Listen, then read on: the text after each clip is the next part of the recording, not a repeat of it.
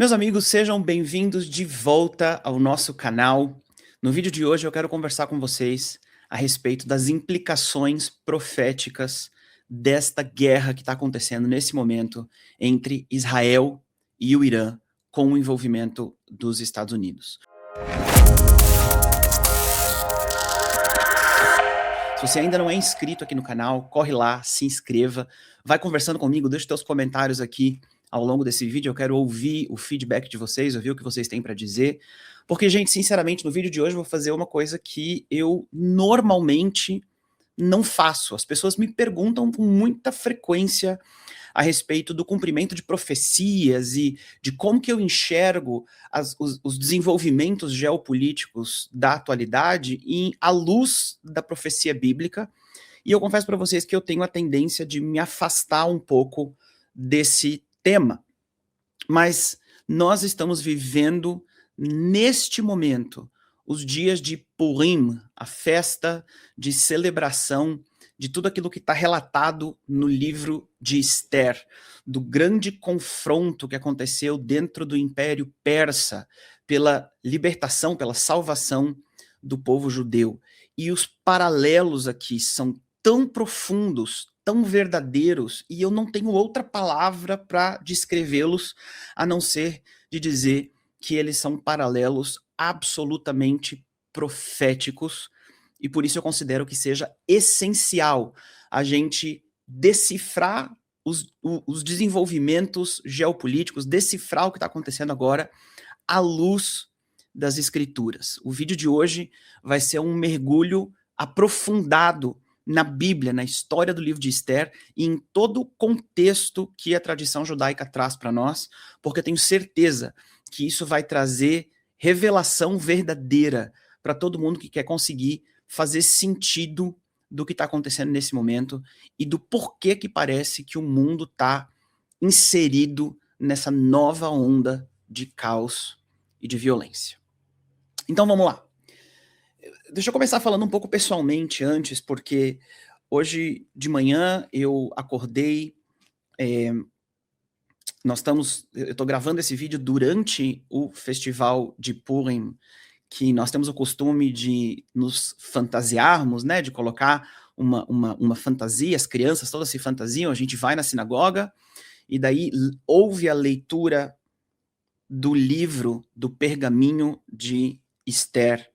E por causa das sirenes e do bombardeio que está acontecendo do Irã nesse momento, a gente não pôde ir na sinagoga, então a gente assistiu a leitura do livro de Esther pelo Zoom, mas nós estávamos aqui sentadinhos exatamente onde eu estou agora, eu aqui na minha cadeira, meus filhos sentados do meu lado, e eu estava ouvindo as palavras do livro de Esther sendo entoadas mais uma vez, como nós fazemos todos os anos, o povo judeu faz isso todos os anos, há milhares de anos, desde que essa história de fato aconteceu, e eu de novo fiquei chocado com a quantidade de paralelos e de lições que a gente pode extrair hoje, em 2026, para entender o cenário político, o que está acontecendo durante esse período da história que nós estamos vivendo. Meus amigos, eu acredito que, de uma maneira muito singular, nós somos uma geração que pode dizer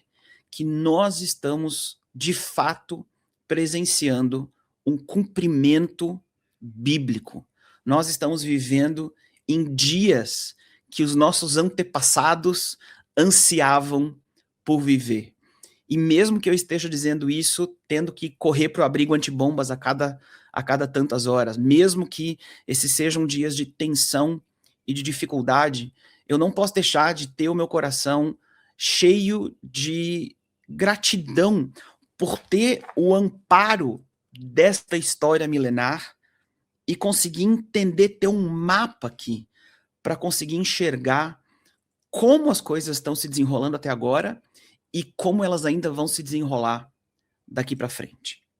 Então, o propósito de hoje não é tão necessariamente trazer um ensinamento profundo apenas a respeito do livro de Esther. Eu tenho um outro vídeo aqui no meu canal, onde eu falo a respeito de algo parecido, mas aí entro mais a fundo no livro de Esther. Você pode clicar aqui em cima depois e você vai encontrar esse vídeo, ele também está na descrição do vídeo de hoje. Mas eu preciso trazer algumas coisas a respeito da história de Esther para que você possa compreender o que está acontecendo agora entre Israel, entre os Estados Unidos e o Irã, que envolve o Oriente Médio inteiro e, na verdade, envolve o mundo todo. Ok? Então, a gente precisa começar compreendendo um pouco do contexto histórico no qual essa trama do livro de Esther acontece. Então, olha só, aperta o cinto e a gente vai falar um pouquinho a respeito de algumas datas que são importantes para compreender o contexto histórico desse livro, tá bom? Vamos lá, no ano 586 antes de Cristo, antes da Era Comum, acontece a destruição do primeiro templo e o exílio babilônico. O povo judeu que vive no reino de Judá tem a sua capital destruída, o templo é destruído e o povo é exilado e levado como cativo para a Babilônia. No ano 539 a.C., antes da Era Comum, o Império Persa, na figura do imperador Ciro, vem e conquista a Babilônia. Então agora o poder que havia destruído Jerusalém é substituído, o grande império é substituído e deixa de ser a Babilônia e se torna a Pérsia. A Pérsia tem uma postura que é diferente em relação à da Babilônia. A postura babilônica em relação a todas as culturas que eram conquistadas era uma postura extremamente opressora, de impedir que eles tivessem liberdade de culto, liberdade de movimento, que eles não podiam fazer nada, basicamente. Isso era verdade também em relação ao povo judeu, tanto que o templo em Jerusalém foi destruído.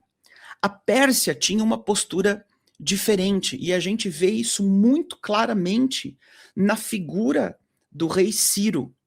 Ele conquista a Babilônia no ano 539, e no ano 538 a.C., ou seja, logo um ano depois, ele proclama o decreto de Ciro, que é uma permissão para todos os povos que haviam sido conquistados, para que eles pudessem reconstruir os seus templos, reestabelecer a sua adoração nacional, restaurar as suas cidades que estavam em ruínas, e a gente encontra isso descrito, por exemplo, no livro de Neemias, muito, muito claramente, o decreto que o rei Ciro deu no livro de Neemias, especificamente em relação ao povo judeu, mas na verdade esse decreto a Pérsia liberou para todos os povos que haviam sido conquistados pelo antigo Império Babilônico. Então, no ano 538 antes da Era Comum, antes de Cristo, acontece a primeira onda de retorno de judeus saindo do exílio babilônico e voltando para Jerusalém para reconstruir a cidade de Jerusalém.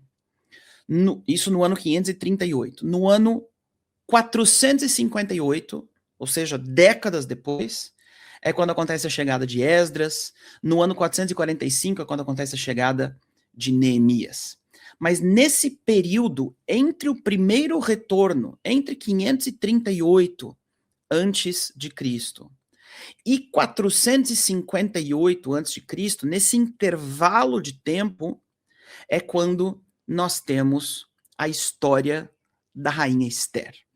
O livro de Esther, ele acontece no meio do caminho da restauração. O povo judeu já estava começando a retornar do cativeiro para a terra de Sião. Eles estavam começando o processo de reestruturar as cidades, de reconstruir o templo, de reestabelecer a vida em Israel, mas ainda havia uma quantidade significativa de judeus vivendo na Babilônia. Durante esse primeiro período, o retorno, voltar e vir morar na Judéia, vir morar em Jerusalém, era considerado perigoso, haviam vários inimigos em volta, era uma coisa muito, muito, muito difícil de se fazer, por isso uma parcela significativa da população ainda estava no exílio, certo? Eu quero falar um pouco a respeito do contexto desse Império Persa. Porque esse Império Persa, liderado a princípio pelo rei Ciro, ele é muito favorável em relação ao povo judeu. Inclusive, eu quero ler com vocês o que o profeta Isaías profetizou a respeito de Ciro. Isso está em Isaías, no capítulo 45. Eu vou ler o capítulo inteiro com vocês, porque a linguagem desse capítulo é muito, muito, muito profunda. E vale lembrar que Isaías está profetizando isso mais ou menos 200 anos antes desses eventos, e ele aponta o rei Ciro, ele conhece o rei Ciro pelo nome, né? Isaías enxerga lá na frente da história e chama o rei Ciro pelo nome. Olha o que diz Isaías a respeito de Ciro e, por consequência, de todo o império que Ciro governa. Assim diz o Eterno ao seu ungido, a Ciro, cuja destra eu tenho fortalecido para que consiga submeter nações e destruir a coragem de reis e escancarar portões que não possam ante ele voltar a ser fechados. Andarei à tua frente e para ti aplanarei os caminhos escalpados. Eu destruirei portões de cobre e partirei as suas travas de ferro. Darei a ti tesouros escondidos e riqueza oculta em lugares secretos, a fim de que saibas que eu, o Eterno, que te chama pelo teu nome, sou o Deus de Israel. Para o bem de Jacó, o meu servo, e Israel, o meu eleito, eu, por teu nome, te chamei, e eu te escolhi, embora tu não me tivesses conhecido. Eu sou o Eterno, e nenhum outro existe. Não há Deus além de mim. Sim, eu te escolhi, ainda que não me conhecesses, para que todos do leste e do oeste soubessem que nada há além de mim. Eu, somente eu, o Eterno, e nenhum outro existe. Eu formo a luz e crio a escuridão, eu faço a paz, e sou eu quem cria o mal. Eu sou o Eterno, que tudo faz. Descei, ó céus das alturas, e fazei a integridade derramar-se sobre a terra, para que esta se abra e floresçam o bem e a salvação, que os façam brotar juntos, pois eu sou o Eterno que tudo criou. Ai daquele que luta contra o seu Criador como um fragmento contra o jarro de quem foi parte. Diria a argila para aquele que a molda: que fazes? Tua criação não parece vir de mãos experientes? Ai daquele que pergunta a seu pai: por que me geraste? Ou que pergunta a uma mulher: por que dás à luz? Assim disse o Eterno, o Santíssimo de Israel, o seu Criador: pergunta-me acerca do que ainda está para acontecer, sobre os meus filhos e sobre as obras das minhas mãos. Pergunta-me. Eu fiz a terra e sobre ela criei o homem. Com as minhas mãos eu criei os céus e neles ordenei todas as suas hostes. Eu o conduzi a Ciro, a vitória, e aplainei todos os seus caminhos, e ele construirá a minha cidade e deixará partir os meus exilados sem, por isso, querer preço ou recompensa, diz o Senhor dos Exércitos. Ainda assim disse o Eterno: o trabalho do Egito e as mercadorias da Etiópia, e também os sabeus, homens de estatura elevada, virão a ti, e teus passarão a ser, eles te seguirão, acorrentados virão e prostrar-se-ão diante de ti, te suplicarão, pois em ti está o Eterno, e não existe nenhum outro senão ele. Em verdade, tu és um Deus que se oculta.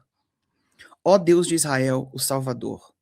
Todos eles se sentirão envergonhados e humilhados, e caminharão juntos em profunda confusão, todos os artesãos de ídolos. Mas tu, ó Israel, que pelo Eterno serás salvo numa salvação perene, não serás envergonhado, nem te sentirás confuso por toda a eternidade. Pois assim disse o Eterno que criou os céus, ele que verdadeiramente é Deus, e que formou a terra e a estabeleceu, não para ser deserta, e sim para ser habitada. Eu sou o Eterno e não há nenhum outro. Não te falei em segredos, em um lugar perdido no país das trevas. Não falei aos descendentes de Jacó: procurai-me em vão. Eu sou o Eterno que fala com integridade, que declara as coisas verdadeiras. Reuni-vos e vinde, acercai-vos juntos, vós que sois sobreviventes de todas as nações, que ignorais os que carregam as suas imagens de madeira esculpida e que adoram um Deus que não os pode salvar. Proclamai e trazei-os para perto, para que juntos ponderem. Quem desde há muito anunciou tudo isso? Acaso não fui eu, o Eterno? Não há além de mim nenhum outro Deus justo e salvador. Sim, não há outro além de mim. Voltai-vos para mim e sereis redimidos de todos os recantos da terra, pois eu repito, eu sou Deus e não há outro. Jurei por mim mesmo, A verdade foi pronunciada por minha boca e não será rescindida. Que para mim se dobrará todo o joelho e jurará toda língua. Somente no Eterno que me falou existe força e integridade.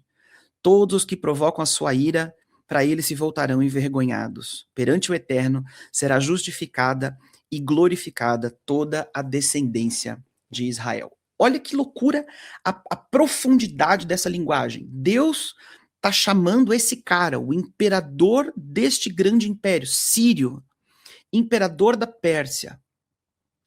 Ele está dizendo, esse homem é meu ungido. A palavra ungido é a palavra Mashiach, da onde vem a palavra Messias. Olha da onde em grego os cristãos tiram a palavra Cristo. Olha que profundo. Tem a ver com o papel redentor desse império, de ser o auge, de ser o polo da cultura mundial naquele momento. O que está acontecendo aqui, que a gente vê no desenrolar do livro de Esther, que a gente vê no desenrolar dessa história, é que existe um momento da história em que Deus toma o controle do coração do cabeça do império que controla o mundo naquele momento, ok? Ele toma o controle do coração do rei e prepara o coração do rei, faz o coração do rei trabalhar para cumprir os propósitos de Deus. Meus amigos, se a gente utilizasse esse paralelo, né, compreendendo as figuras aqui, o papel da Pérsia naquele momento é o papel do grande império ocidental de hoje, sabe? A grande força que domina o mundo hoje em dia. Ela é muito menos um império com fronteiras específicas, mas eu poderia chamar de a força da civilização ocidental.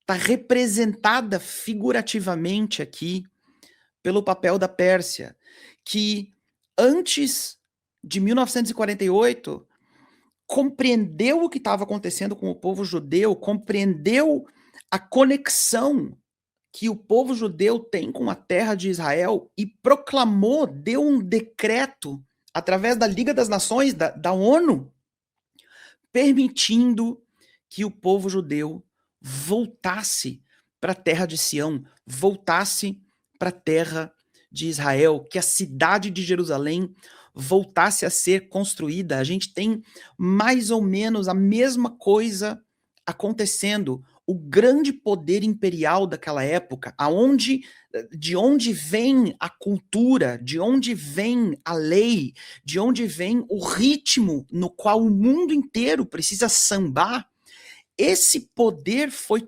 tomado pela vontade de Deus e deu um decreto permitindo que o povo judeu voltasse para sua terra ancestral e reconstruísse um lar nacional na casa de Israel. Isso aconteceu no dia 14 de maio de 1948, exatamente como aconteceu nos dias de Ciro, do ungido de Deus, do cara que havia sido chamado, havia sido escolhido por Deus para cumprir um papel na história. Nós, brasileiros, temos o orgulho de poder falar, por exemplo, de Oswaldo Aranha, que era o representante do Brasil na Assembleia Geral das Nações Unidas, que votou pelo estabelecimento do Estado de Israel. Ele era o presidente daquela Assembleia Extraordinária, e inclusive o dele foi o voto de Minerva, que desempatou a situação e, de fato, permitiu que a nação de Israel fosse estabelecida. O mundo ocidental, as Nações Unidas, a América, você entende? Esta figura é a Pérsia. Ela é representada pela Pérsia nessa história de Esther. Apenas alguns anos depois da permissão para que o povo judeu voltasse para sua terra natal, o clima no grande império da época começa a mudar. E nós vemos isso, por exemplo, registrado no livro de Esdras. Se você der uma olhadinha comigo, por exemplo, em Esdras 4, dos versículos 6 até o 16, está escrito o seguinte: nos dias do reinado de Assuero, ou seja, durante o período de Esther. Assuero, Ahasverosh é o rei da rainha Esther. Nos dias do reinado de Assuero, no princípio do seu reinado, escreveram uma acusação contra os habitantes de Judá e de Jerusalém. E nos dias de Artaxerxes, escreveram Bisalão, e Metridate, e Tabael, e o restante de seus companheiros a Artaxerxes, rei da Pérsia, e o teor das cartas foi escrito em aramaico e traduzido, e essa é a cópia da carta que lhes enviaram. Dá uma olhada. Ao rei Artaxerxes, teus servos, os homens das regiões, da região do outro lado do rio, e assim por diante, seja do conhecimento do rei que os judeus que subiram de ti e vieram a nós em Jerusalém estão edificando a cidade rebelde e má. E vão levantando os muros e restaurando os fundamentos. Saiba agora o rei que esta cidade foi reconstruída e os seus muros foram levantados e eles não pagarão tributo, imposto ou pedágio e assim prejudicarão a receita dos reis. Ora, visto que comemos o sal do palácio e não nos convém ver a desonra do rei, por isso enviamos e fazemos saber ao rei, para que se investigue no livro das crônicas dos teus pais, e acharás no livro das crônicas, e saberás que esta cidade é cidade rebelde, e que tem prejudicado reis e províncias, e que desde a antiguidade houve nela sedição, por isso foi esta cidade destruída. Fazemos saber ao rei que, se esta cidade for reedificada e os seus muros se levantarem, então não terás domínio algum do outro lado do rio. Essas acusações estão acontecendo no começo do reinado de Assuero, no começo dos dias de Esther. Então a gente está vendo aqui uma mudança no clima do comentário político em relação ao povo judeu na grande força imperial. A grande força cultural e imperial, que a princípio era favorável ao povo judeu, ela começa a ser influenciada por cartas acusatórias que vêm da onde?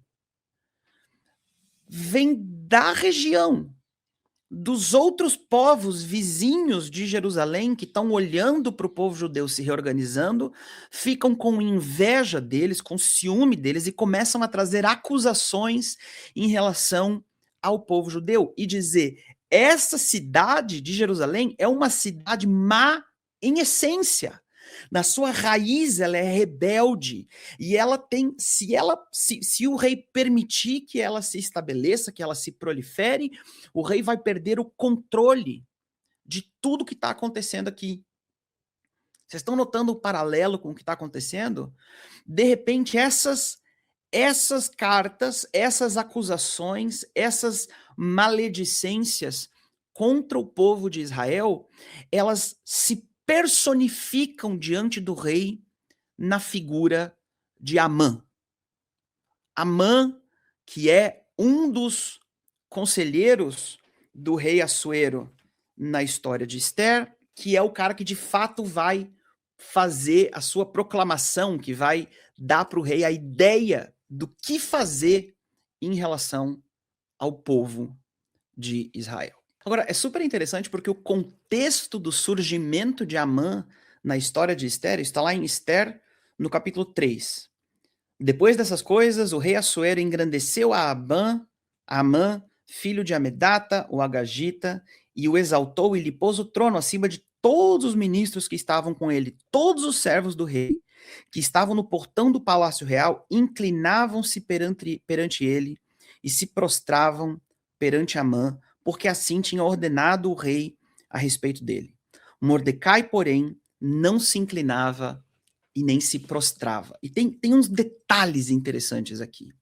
Primeiro que o capítulo que antecede essa história, o capítulo 2 de Esther, ele relata aquele evento no qual o próprio Mordecai foi instrumento, foi chave para salvar a vida do rei Assuero. Havia um complô contra o rei, Mordecai descobriu o complô, informou os oficiais do rei e a vida do rei foi salva.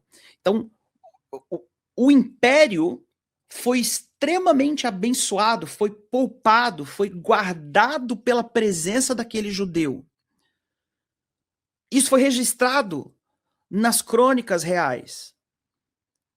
E daí nada acontece em relação a Mordecai. No próximo versículo, depois dessas coisas, o rei Assuero engrandeceu a Amã.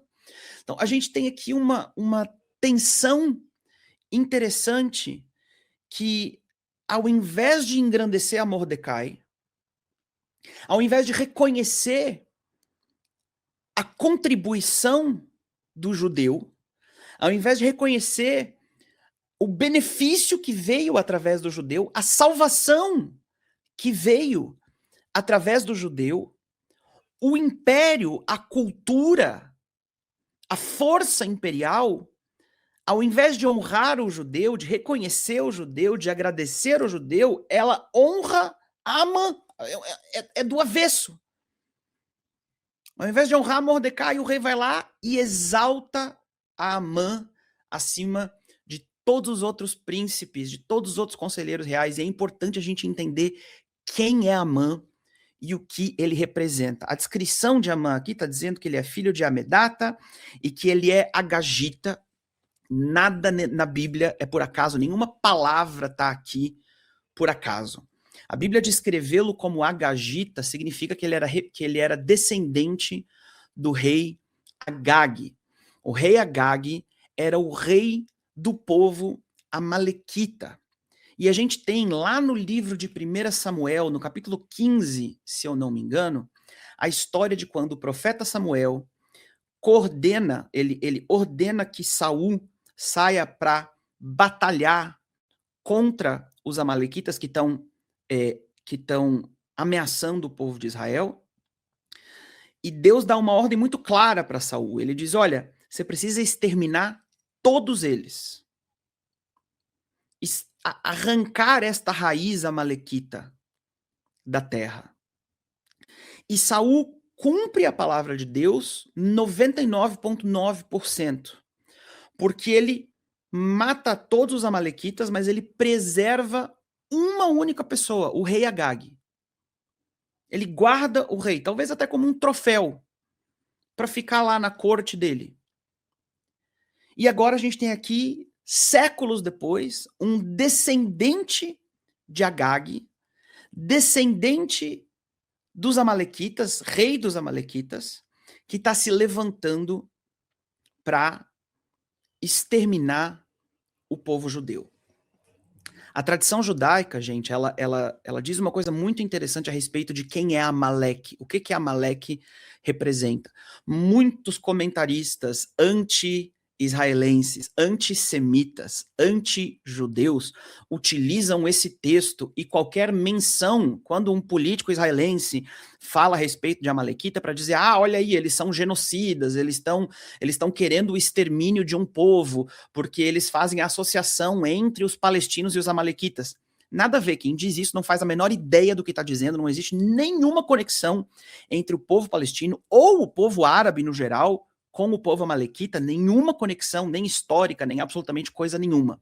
A tradição judaica diz que Amaleque representa a dúvida, o valor numérico. Quando você escreve em hebraico, né, o alfabeto hebraico, cada letrinha corresponde a um número. O valor numérico da palavra Amalek é 240, que é exatamente o mesmo valor numérico da palavra Safek, que significa dúvida. As duas palavras têm o mesmo valor numérico. Quando isso acontece na Bíblia, os sábios do judaísmo entendem que as duas palavras estão relacionadas.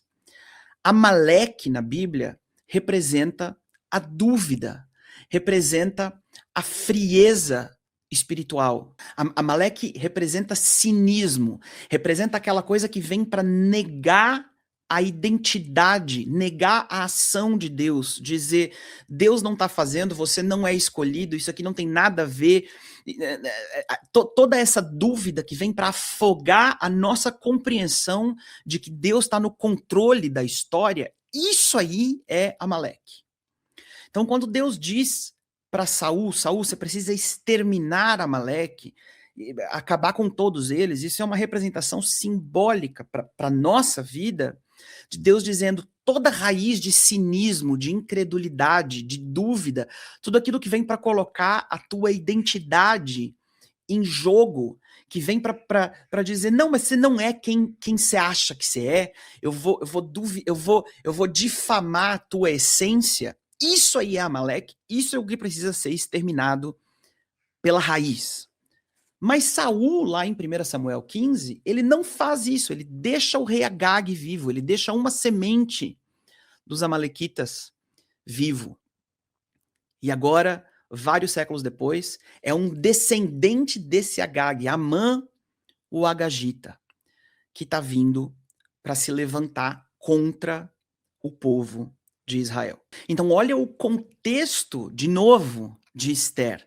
O eixo imperial, a cultura daqueles dias, aquilo que determina o ritmo para a humanidade toda, está agora proclamando, dando uma ordem que o mundo inteiro, que todos os nobres e todos os sábios e todo mundo que passa na frente de Agag, que passa na frente de Amaleque, todo mundo que passa na frente desse cinismo, da força cínica que traz frieza espiritual, que dinamita a fé, da força cínica que traz dúvida em relação à existência e à operação de Deus, que dinamita a identidade do povo escolhido, todo mundo precisa se prostrar diante desta força. Familiar, gente? Todo mundo tem que se prostrar diante do relativismo. Todo mundo tem que se prostrar diante dessa... Isso é Amã. Isso é Amã. Mas tem um cara, Mordecai, filho de Simei, filho de Quis, um benjamita, um judeu, que ele se recusa a se prostrar. E, de novo, nada na Bíblia é por acaso, porque essa descrição a respeito de Mordecai,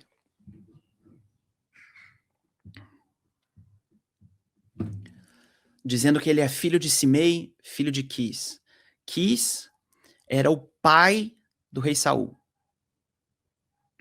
Então a gente tem aqui uma conexão direta com a história de Saul. Saul perdeu o reino por essa desobediência por causa de Agag.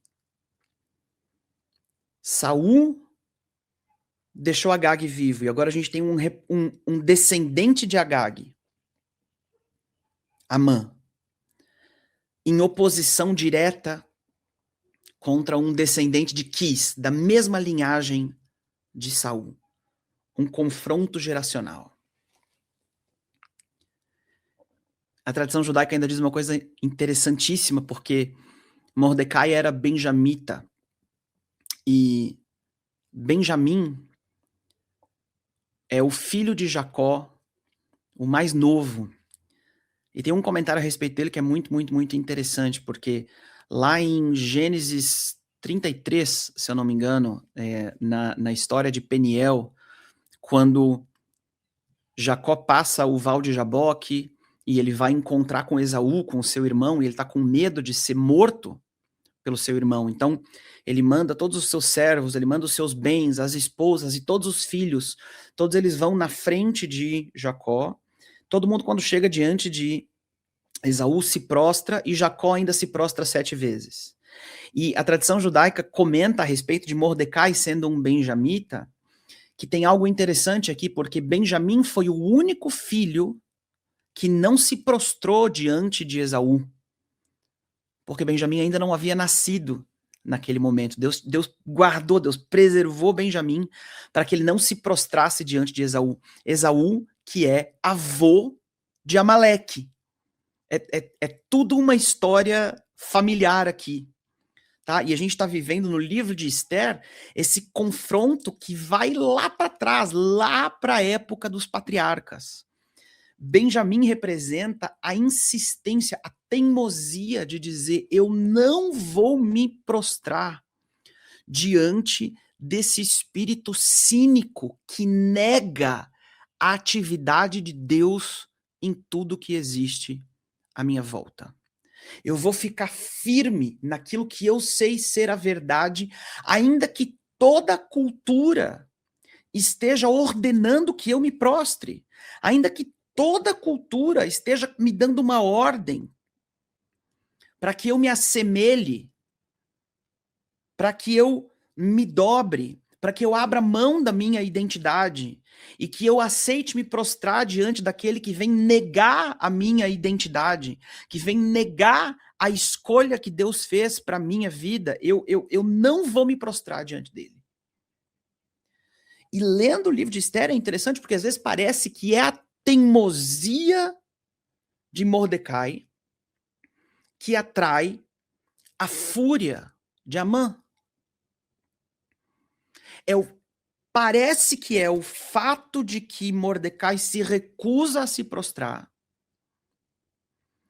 que atrai a ira de Amã. Mas isso é uma percepção errada, gente, porque a ira de Amã, o desejo de Amã exterminar o povo judeu já estava lá, já estava presente, já era essa cultura antissemita já estava influenciando o império desde as cartas lá no começo dos dias de Assuero. Isso já era esse furdunço de que os judeus são culpados por tudo, já era o papo. A teimosia de Mordecai só expôs a ira de Amã. Você entende a diferença? Ela não provocou a ira de Amã, ela expôs a ira de Amã.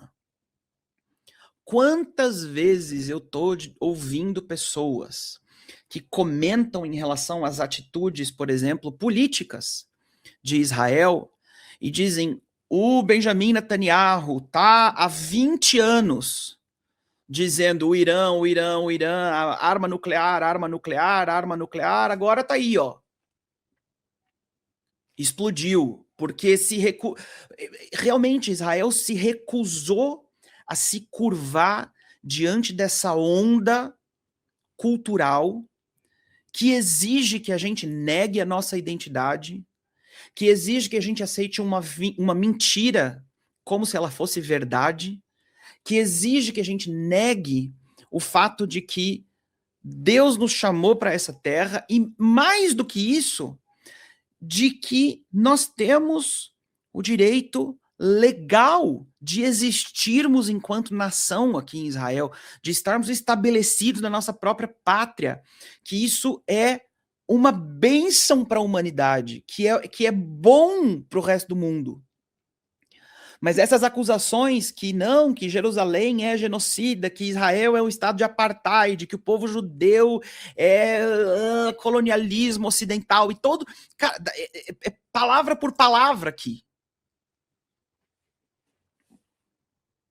Aí parece que a teimosia judaica de não se prostrar a essa onda cultural, que é isso que gera o ódio que se levanta contra o povo judeu. Mas não é.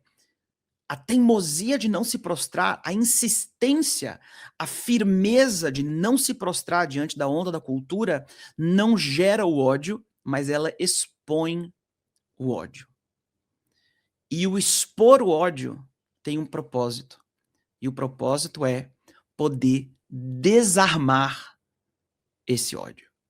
Agora olha Esther, capítulo 3, versículo 8.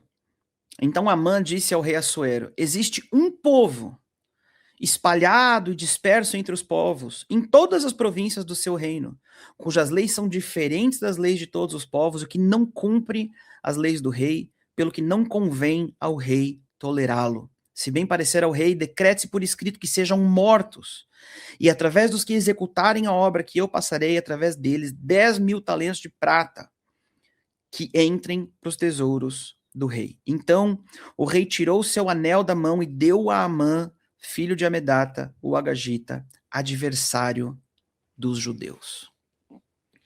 Olha essa acusação. Tem um povo espalhado por todas as províncias do teu reino que não vive segundo as mesmas leis.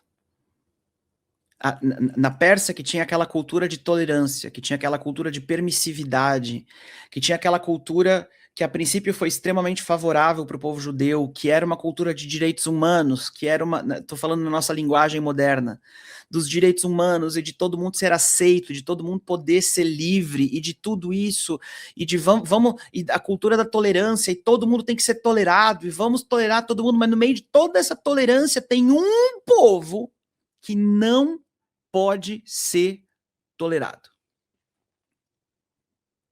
E eles precisam ser todos mortos. Olha a escalada, né?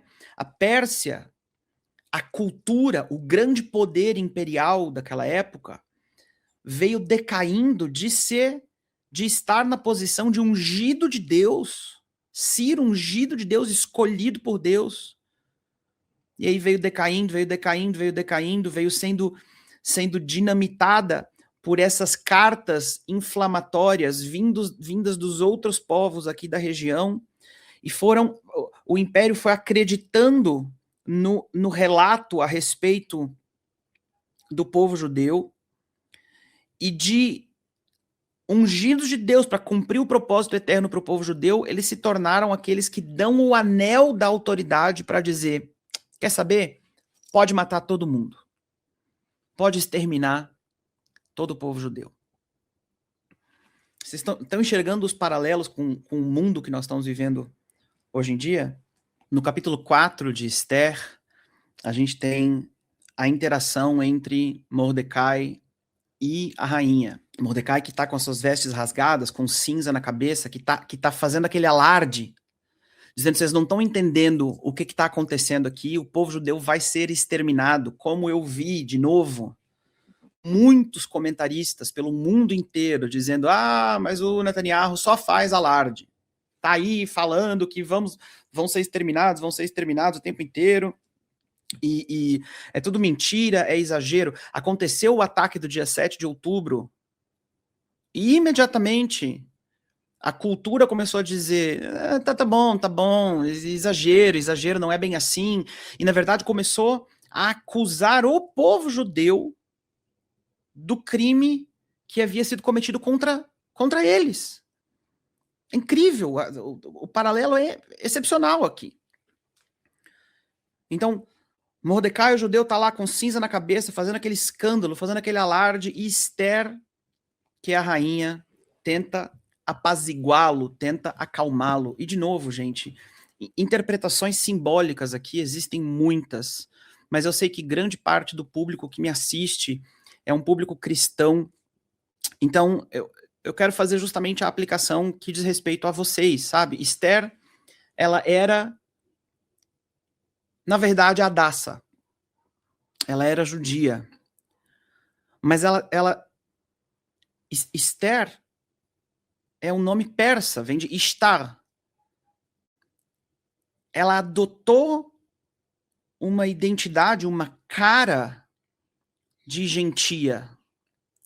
E ela vivia no meio do Império Persa, sem estar envolvida na vida da comunidade judaica. Ela estava separada da comunidade judaica. Ela estava, na verdade, vivendo como uma gentia, vivendo no meio da corte real, com os seus afazeres, com os seus deveres, com as coisas, na posição que havia sido entregue para ela por Deus, essa menina escolhida com uma cara de gentia, com perfume de gentia, com roupa de gentia, que não se parecia com uma judia, mas que havia sido colocada ali por Deus, quem sabe, para um momento como esse.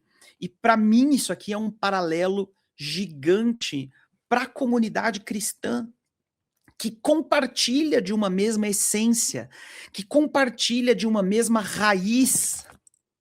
que está enraizado na mesma coisa, mas que tem uma cara diferente, que tem um nome diferente, que tem um perfume diferente, que se veste diferente, que tem uma história diferente, que está vivendo separado do que o resto dos judeus estão vivendo, que tem a sua história de dificuldade, de dor, de tristeza, de perda, mas de bênção, de salvação, de favor, de tudo isso, de estar na corte real. O judeu chega para essa rainha com cara de gentia, com nome de gentia, e diz para ela: você não pode achar que só porque tu tá aí no palácio, que tu e a casa do teu pai, que vocês vão sobreviver. Porque se você não fizer nada, Deus vai trazer livramento para o povo de Israel de outro lugar, mas tu e a casa do teu pai perecerão. E esse é acho que esse é um grito assim que eu tenho dado em toda oportunidade que eu tenho de conversar com comunidades cristãs espalhadas pelo Brasil e pelo mundo ao longo desses últimos quase 3 anos. Você não, só porque você não está em ameaça direta, aquele decreto que foi feito contra o povo judeu, ele não parece que tinha nada a ver com Esther. Esther era rainha, cara, ela estava lá no palácio, ela não tinha nada a ver com aquela história. Mas o que Mordecai, o judeu, diz para Esther é: você não pode achar que isso aqui não te afeta. Porque, na verdade, é a mesma batalha, é a mesma raiz, é a mesma coisa. Esse espírito de Amaleque, essa inclinação amalequita, essa inclinação ao cinismo, ao negar a identidade, ao negar o envolvimento de Deus, a presença de Deus no meio da nossa história, ao negar quem nós somos de fato, ao querer que nós nos curvemos diante da cultura, é o mesmo espírito que afronta o povo judeu e que afronta a igreja, a comunidade cristã espalhada pelo mundo inteiro. É o mesmo espírito que tolera tudo menos vocês, menos eu. Tudo pode. Tudo é relativo, tudo pode, nada, não vá, como você quiser, sem problema, vai fundo, só esse teu jeito aí, não pode. É a mesma coisa. Você não pode achar, Esther, que só porque você tá aí, só porque você tem favor, só porque você é rainha, que essa tragédia toda vai acontecer e você vai sair de graça. A tragédia, na verdade, não vai acontecer. Deus vai salvar o povo judeu. Mas se tu não se mexer, tu e a casa do teu pai vão perecer. Isso é muito, muito, muito profundo. Nessa história, gente, a rainha Esther somos todos nós, né? Na nossa história moderna. A rainha Esther é cada um de nós que se levanta para dizer: eu me recuso a me curvar diante dessa cultura pseudo politicamente correta, que chama o bem de mal e o mal de bem. Eu me recuso a negar o envolvimento de Deus no cumprimento maravilhoso, incrível, profético da história de ressurgir a nação de Israel depois de 1900 anos de exílio. Eu me recuso ao cinismo de dizer que Deus não está agindo, mudando o coração de reis, levantando e derrubando governos ainda hoje em dia. Eu me recuso a me curvar diante disso. Eu me recuso a me curvar diante daquilo que questiona a identidade, que rouba a herança. Eu me recuso a fazer isso, tanto para o povo judeu quanto para a minha vida e para a vida da minha família pessoalmente. Eu me recuso. Todos nós somos Esther no nosso próprio âmbito.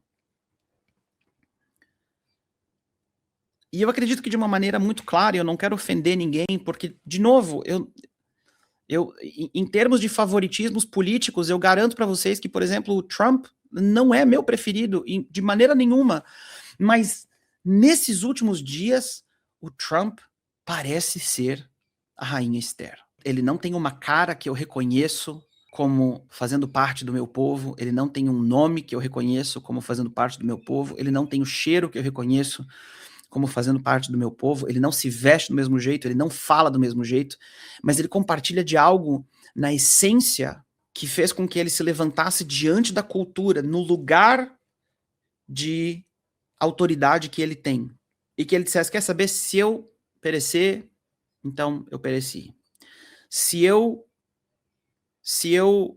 arrisquei aqui o meu futuro político, se eu arrisquei o plano de governo para os meus sucessores no Partido Republicano Americano, então que seja, eu estou lutando por algo que é mais importante do que isso. E eu não sei nem se ele tem ciência de que ele está cumprindo esse papel. Sabe? Porque às vezes, talvez, como Ciro, não sei o quanto Ciro entendia que ele havia sido ungido por Deus. Mas o fato é que a gente está vivendo dias em que isso está se cumprindo diante dos nossos olhos, e a estratégia de Esther é convocar Assuero para a mesa. Ela vai diante do rei, vai diante da cultura, vai diante do inimigo. Ela diz, olha, traz o rei e traz Amã para a mesa. Do mesmo jeito que os Estados Unidos convocaram o Irã para negociações, para sentar na mesa e discutir o que ia acontecer. E eu fiquei do lado de cá, como um judeu israelense que eu sou, dizendo, como assim tá chamando para a mesa? Não é para negociar. Aqui negociar, não tem que negociar coisa nenhuma. Mas parece que tinha ali uma estratégia, sabe? O que você quer, Esther? Eu quero que você venha para a mesa de novo. Duas rodadas de negociação. 2 rodadas. Na segunda rodada de negociação, na segunda vez que eles sentaram à mesa, Amã acabou enforcado na forca que ele havia feito para Mordecai. E isso, tanto o Khamenei, o Ayatollah, o líder supremo iraniano,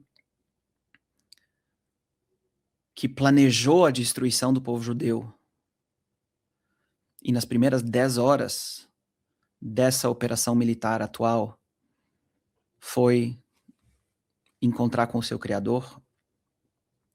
Isso é verdade em relação ao Yahya Sinwar, o idealizador do ataque do dia 7 de outubro, que achou que em um único dia que ele ia exterminar o povo judeu, do mesmo jeito que Amã queria, em um único dia exterminar o povo judeu. Na verdade, ele acabou enforcado na forca que ele havia preparado para nós. Amã e os seus 10 filhos, o regime revolucionário iraniano e todas as suas proxies, todos os seus braços, todos os seus tentáculos, nesse momento, estão sendo pendurados numa forca. No final das contas, Esther revela o que ela quer, de fato. Ela revela a sua identidade. E o que ela quer é o direito de se defender, o direito do povo judeu se defender.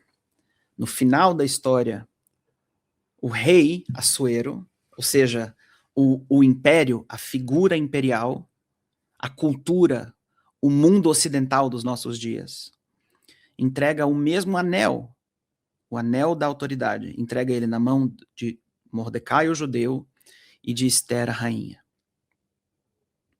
E diz, vai, decide como vocês vão fazer. Eu acredito que esse dia está cada vez mais próximo, sabe? Da cultura compreender que a solução para tantos problemas que a gente está enfrentando enquanto sociedade nesses nossos dias é que o anel da autoridade da decisão ele vai passar para a mão da rainha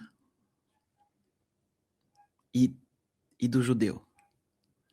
nessa minha parábola aqui, nesse meu paralelo aqui, nessa alusão que eu estou fazendo com a história de Esther, do povo judeu da nação de Israel e da comunidade cristã, trabalhando juntos para escrever a história de um mundo mais justo, mais igualitário, mais verdadeiro, mais livre, de fato, e não de mentira. E é interessante que Esther faz um decreto para que o povo judeu possa se defender em um dia. Aí eles se defendem em um dia, lá no capítulo 8 de Esther, se eu não me engano. Está escrito que os judeus podem se defender contra todos que vierem atacá-los. Um tanto de gente vem atacá-los, os judeus se defendem e matam 500 pessoas. Esther volta para o rei e diz, eu quero mais um dia para a gente poder se defender, mais uma vez. No segundo dia, o povo vem atacá-los de novo e eles se defendem e matam mais 300 pessoas. E nesses 2 dias eles encerram toda a ameaça que havia em Suzã contra o povo judeu. Nesse sábado agora, dessa semana, começou o segundo dia de defesa do povo de Israel. O primeiro dia aconteceu em julho de 2025, na Guerra dos 12 Dias. Foi o primeiro momento em que tanto Israel quanto os Estados Unidos, tanto o judeu quanto a rainha Mordecai e Esther tomaram uma postura em relação a esse espírito de Amaleque, ao espírito de Amã, ao espírito genocida que nega o direito do povo de Israel existir, que quer eliminar o povo de Israel. Isso aconteceu, o primeiro dia foi em julho de 25, naquilo que ficou chamado como a Guerra dos 12 Dias. Agora, no sábado, nesse sábado, começou o segundo dia. E eu acredito que a gente está se aproximando do encerramento dessa história, gente, de chamar o Irã de volta para aquilo que ela foi chamada para ser de fato. Eu acho que existe uma oportunidade aqui para a Pérsia, que é o Irã, voltar a ser liderada por Ciro, ao invés de Assuero. Voltar a ser liderada por algo construtivo, que quer o bem de fato e que permite a liberdade, ao invés de por esse espírito genocida influenciado por Amã. E a última coisa incrível, para mim também profética pra caramba, é que no sábado, às 8 horas da manhã, quando começou esse novo ataque conjunto israelense e americano contra o regime revolucionário iraniano, a porção semanal que estava sendo lida em todas as sinagogas, o texto da Bíblia que estava sendo lido em todas as sinagogas, ele estava sendo lido enquanto os aviões israelenses e americanos estavam indo a caminho do Irã para começar esse ataque. Enquanto as bombas estavam começando a cair sobre o local onde estava o Ayatollah, que iriam, de fato, matá-lo. O povo judeu estava lendo esse texto nas sinagogas. Está em Deuteronômio 25, no versículo 17. Recorda-te do que te fez Amaleque no caminho quando saíes do Egito, que te encontrou pelo caminho e feriu todos os enfraquecidos que ficavam atrás de ti, e tu estavas sedento e cansado, e Amaleque não temeu a Deus. Quando, pois, o Eterno teu Deus te der descanso de todos os teus inimigos em redor, na terra que o Eterno teu Deus te está dando por herança para possuí-la, apagarás a memória de Amaleque de debaixo dos céus. Não te esquecerás. E eu encerro dizendo isso, gente. Tem uma conexão aqui entre a memória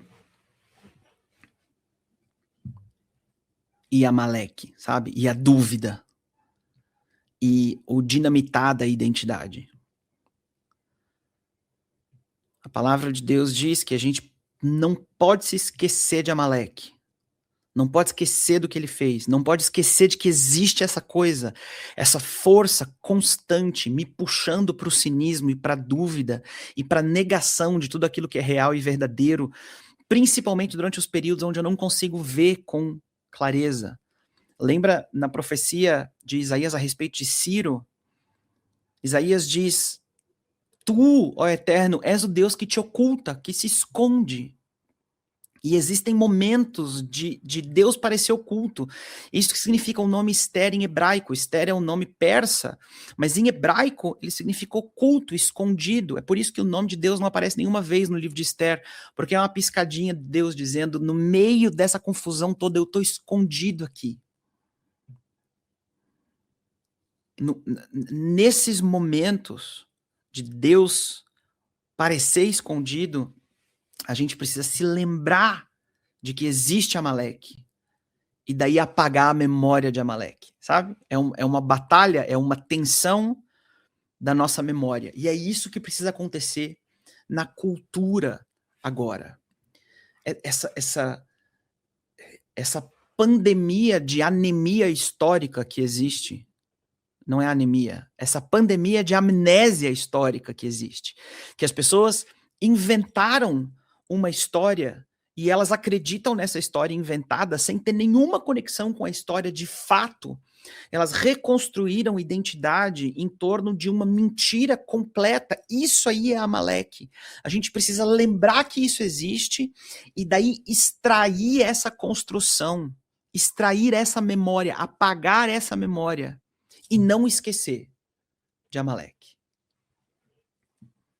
Esses dias são dias proféticos, são dias bíblicos, e eu espero que essa quase hora que nós passamos juntos aqui tenha trazido um pouco mais de luz, um pouco mais de compreensão profunda, um pouco mais de embasamento bíblico para você entender como navegar a dinâmica do que está acontecendo nesse momento em Israel e pelo mundo todo. De novo, se você não é inscrito aqui no canal ainda, se inscreva aqui embaixo, por favor. Deixe os teus comentários e eu lembro vocês que nós temos uma área de membros aqui no YouTube. Se você quiser se tornar um membro do meu canal, você vai ter acesso exclusivo a conteúdos antes de eles serem liberados para todo mundo aqui no canal, além de cursos exclusivos para os membros. Nesse momento, a gente está com um curso sobre todas as convocações bíblicas, os feriados sagrados que estão nas escrituras, e no mês que vem nós vamos começar a lançar um curso chamado Jesus o Rabino, explorando as raízes judaicas dos evangelhos. Vai ser muito legal, eu te espero por lá. Até a próxima.